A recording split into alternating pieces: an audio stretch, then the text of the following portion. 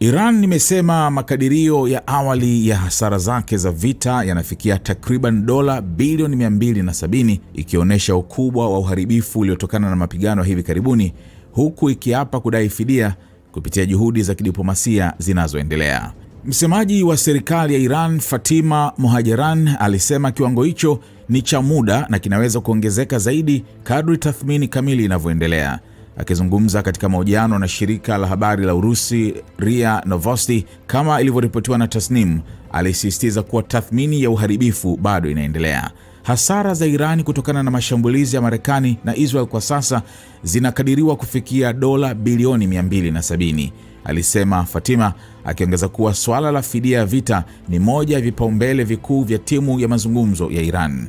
Alibainisha kuwa swala hilo pia lilijadiliwa katika mazungumzo ya hivi karibuni yaliyofanyika Islamabad, ambapo Iran ilisisitiza umuhimu wa fidia kama sehemu ya mazungumzo ya kidiplomasia. Wakati huo huo, vyanzo vimeiambia Reuters kuwa timu za mazungumzo kutoka Marekani na Iran zinaweza kurejea Islamabad wiki hii kuendelea na mazungumzo. Hatua hiyo inakuja siku chache baada ya mazungumzo ya ngazi ya juu zaidi kati ya pande hizo mbili tangu mapinduzi ya Kiislamu ya mwaka 1979 kumalizika bila mafanikio makubwa katika mji mkuu wa Pakistan.